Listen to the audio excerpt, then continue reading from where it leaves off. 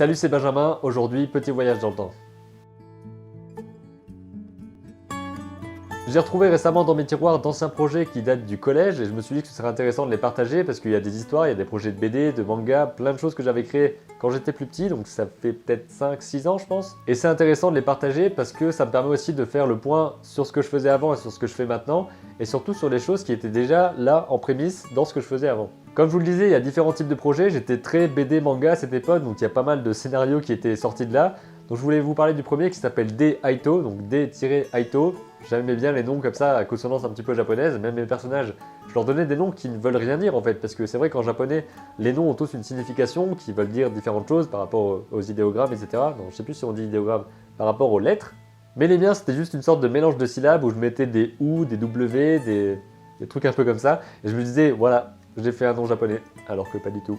Et donc dans D-Aito, en fait je me disais qu'il y avait des personnages qui allaient avoir des sortes de petits êtres à côté d'eux, qui avaient le classique, deux mondes qui ne se connaissent pas, il y en a un qui va partir dans le monde de l'autre, et là c'était des sortes de petits elfes qui combattaient en fait, et j'avais eu cette idée là parce que je regardais un animé qui s'appelait Zatch Bell.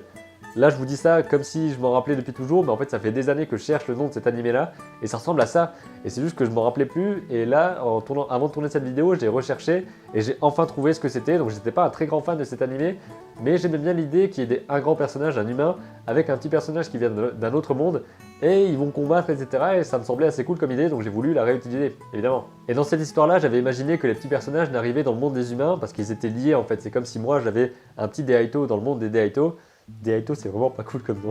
Et que dès que j'étais en danger dans le monde des humains, donc c'est-à-dire que j'allais presque mourir, que j'allais avoir un accident ou ce genre de choses, lui il débarquait pour me sauver la vie. Et donc mon personnage principal qui s'appelle Neu, enfin ça s'écrivait N-E-I-W, je sais pas trop comment ça se prononce en fait, je dirais Neo, mais je sais pas pourquoi je lui ai donné un nom aussi merdique. En tout cas aussi imprononçable, c'est quand même assez bizarre. Il manque de se faire écraser par une voiture, sauf que Toby, son D-Aito, débarque à ce moment-là et le sauve. Et ensuite il va y avoir le premier chapitre où ils vont discuter pour comprendre un petit peu le monde de l'autre, et il va avoir ensuite le premier combat avec un personnage humain qui est un homme suicidaire, un homme qui est vraiment au bout du rouleau, avec un D-Aito très méchant qui veut buter tout le monde. Et donc ils vont se battre, ça va être un combat assez violent, en tout cas assez violent dans ma tête pour le moment, enfin pour le moment quand j'étais au collège, parce qu'il sortait ses griffes, il y avait des choses vraiment violentes avec du sang, etc. J'écrivais des scènes parfois assez gore et violentes, mais j'aimais bien ça, et je pense que j'aime toujours bien ça en fait.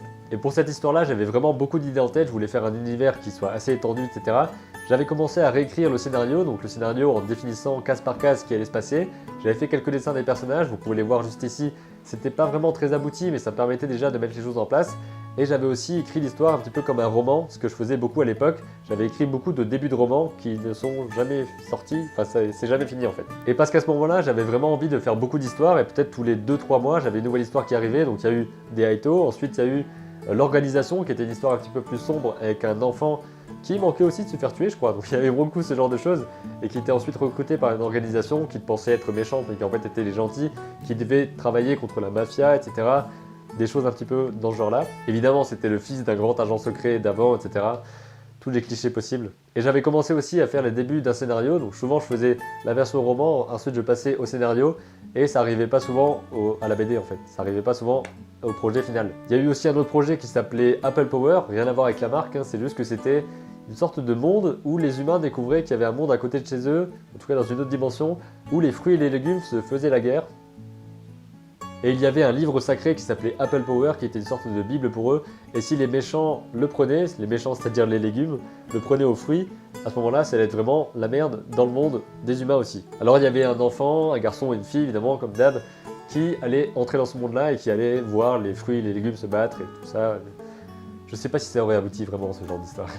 C'est l'un des projets que j'avais le moins avancé, et ensuite il y avait un autre projet que j'avais appelé Alien 301, qui était l'histoire d'un personnage, donc un jeune garçon, qui découvrait un alien chez lui, ou en tout cas il était fan d'ufologie, donc il avait des tas de choses par rapport aux crop circles, etc. dans sa chambre. Je détaillais assez ça dans le début de roman, dans l'introduction, et justement un jour il regarde à sa fenêtre et il voit quelque chose tomber, et il y va et il se rend compte qu'il y a un extraterrestre, etc. Et ça part un petit peu en E.T., donc il va essayer de découvrir qui est ce personnage-là, qu'est-ce qu'il fait, pourquoi il est là, etc. J'avais pas vraiment trouvé de réponse à ce moment-là, parce que j'avais pas imaginé la suite en fait, j'imaginais juste le départ avec ce personnage qui avait toujours une sorte d'acolyte un pote un petit peu lourd, etc. hein, comme d'hab, je vous ai dit les clichés. Et donc ce personnage-là allait recueillir l'alien chez lui, Alien 301, je sais pas trop pourquoi ça s'appelait comme ça, mais en tout cas je trouvais ça assez cool comme titre. Et il allait se passer plein de choses, mais j'ai jamais été jusqu'au stade des plein de choses, c'est simplement qu'il découvrait que l'alien avait des pouvoirs particuliers, et à ce moment-là ça devenait un petit peu plus dramatique, mais je me rappelle plus vraiment ce que je voulais faire et j'ai pas continué, donc je sais pas.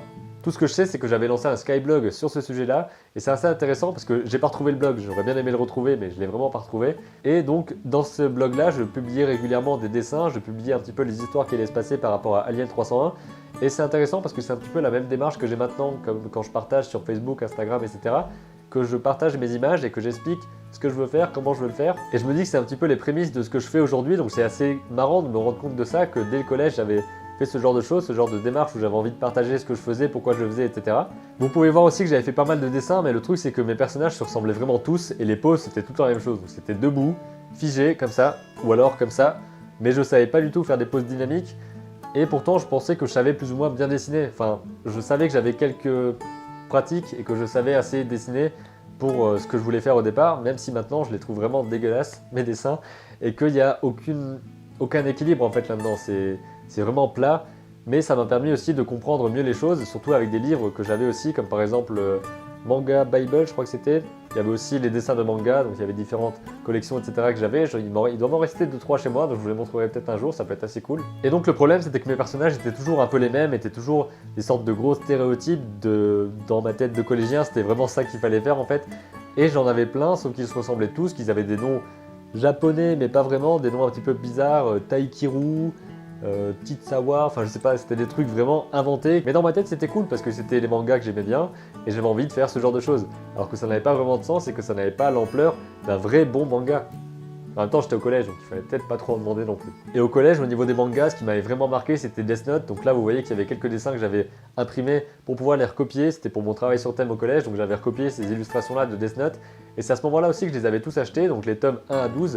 Et je vous conseille d'ailleurs d'acheter aussi le volume 13 si vous ne l'avez pas, parce que c'est un volume vraiment intéressant, c'est une sorte de making-of de toute la série par les auteurs, etc. Ils vont expliquer les personnages, les différentes situations. Vous allez aussi avoir le véritable premier épisode, ou en tout cas ce qui a lancé la série, puisque c'était le pilote avec un autre personnage, les Ryu qui étaient déjà là. Donc je vous conseille vraiment d'acheter le tome 13 de Death Note, ou en tout cas de l'emprunter et d'aller le lire, parce que c'est vachement intéressant si vous voulez faire des bandes dessinées et comprendre un petit peu comment ça se passe dans la tête des auteurs de manga, et de BD en général, ou en tout cas des auteurs d'histoire dessinée, voilà. Et ensuite j'ai retrouvé un dossier qui était beaucoup plus abouti, c'était le dossier de production, j'avais appelé ça comme ça, pour mon court-métrage Bad Day, qui date donc de la fin de 4ème et toute l'année de 3ème. Donc là c'était un projet beaucoup plus abouti, puisque j'avais vraiment fait les choses comme il fallait, j'avais regardé plein de making-of de films d'animation avant, et je savais qu'il fallait faire un scénario, ensuite un storyboard, ensuite définir à quoi ressemblaient les personnages, les décors, etc. avec les recherches graphiques. Ensuite j'étais parti dans un animatique, j'avais modélisé des choses en 3D, etc. Donc c'est le dossier le plus abouti que j'ai jamais fait. Et vous pouvez voir aussi que j'avais essayé d'avoir une démarche entre guillemets professionnelle, en mettant les bonnes étapes au bon endroit, en réfléchissant vraiment bien à mon projet. Et c'est l'un des projets qui m'a le plus apporté, parce que même s'il n'a pas abouti finalement, je vous en avais déjà parlé, mais même s'il n'a pas abouti, ça m'a permis d'apprendre vraiment beaucoup de choses et de mettre en place plein d'éléments qui m'ont servi par la suite, par exemple comment faire un storyboard, comment faire un animatique, comment réfléchir aussi à mes scènes en termes de cinématographie, comment savoir quel plan faire à quel moment. C'était vraiment hyper enrichissant et c'est l'une des périodes où je regardais le plus de films pour comprendre comment ça se faisait. Je cherchais toujours des courts-métrages, des documentaires, et c'est aussi le moment où je regardais énormément de courts-métrages, des courts-métrages d'école, de studios, d'amateurs à travers le monde, en tout cas plein de courts-métrages partout.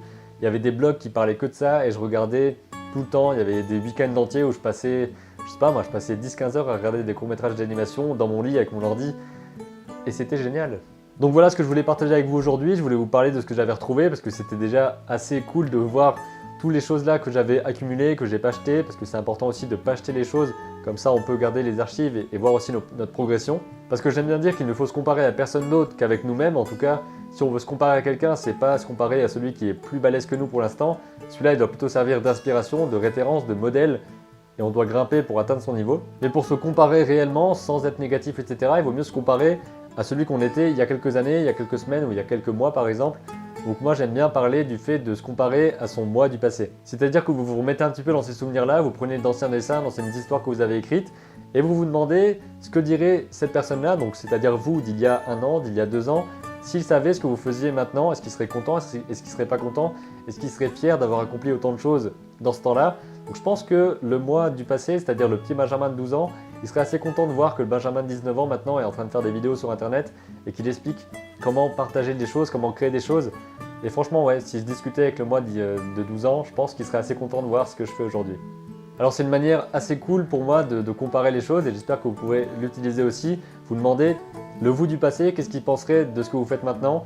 Et imaginez peut-être des discussions entre vous, ça peut être assez marrant, un moment un petit peu détente où vous prenez d'anciens dessins et vous vous posez toutes ces questions et vous imaginez une discussion entre vous et le vous du passé. Je trouve ça assez cool comme idée.